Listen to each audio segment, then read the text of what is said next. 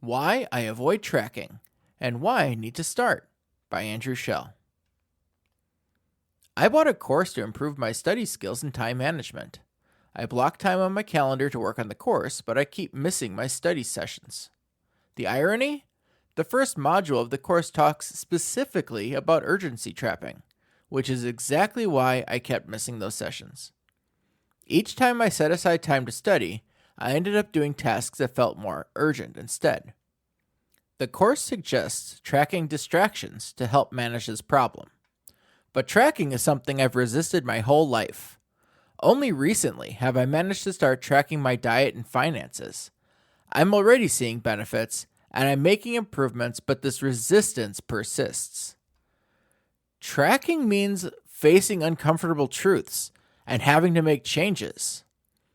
I'm finally recognizing how this lifelong pattern of avoidance has kept me stuck.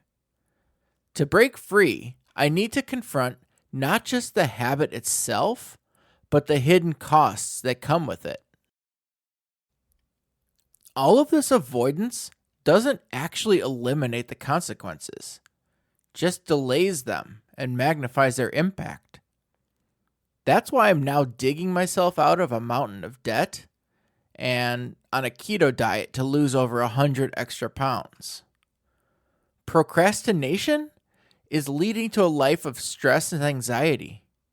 It turns routine tasks into urgent emergencies because I put them off for too long. There's an uncomfortable truth hidden behind all this avoidance.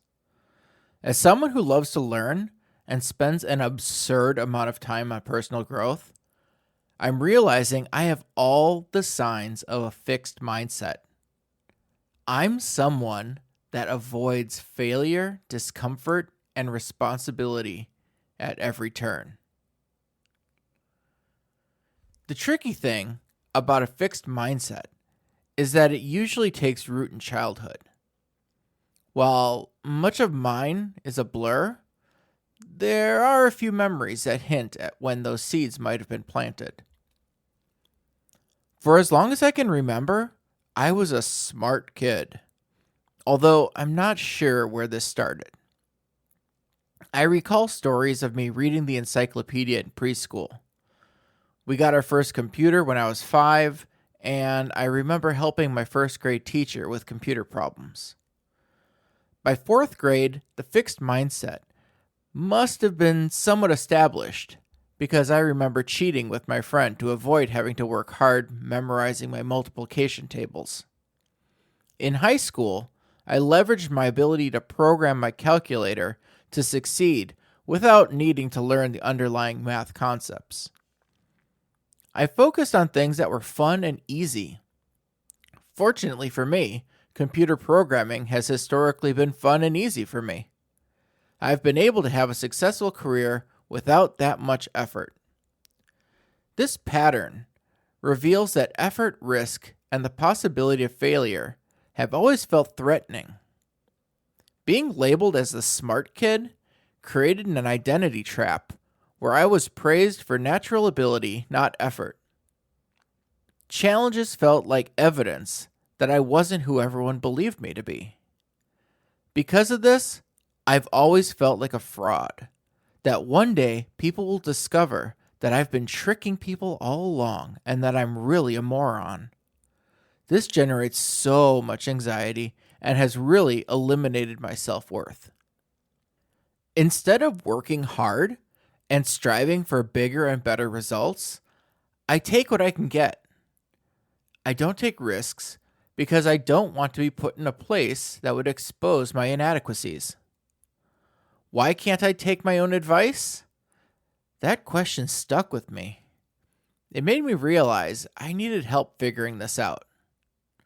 Luckily, the I Can Study course I'm working through doesn't just talk about the problem, it gives me a place to start.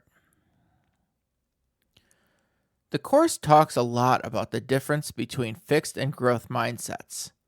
Someone with a fixed mindset asks a lot of questions ahead of time to prevent mistakes, while a person with a growth mindset tries the best they can and asks, "How did I do?" afterwards. One recommendation is setting aside several hours as a practice block. Spend that time practicing and failing, then reviewing how did I do? Writing down the errors I made so I can identify trends. I'll need to figure out something I can practice in this way. Figuring this out is a challenge as I have avoided hard practice for so long. But if I want to move forward, this seems like the place to start. What's one uncomfortable truth you've been avoiding? And what would happen if you faced it today?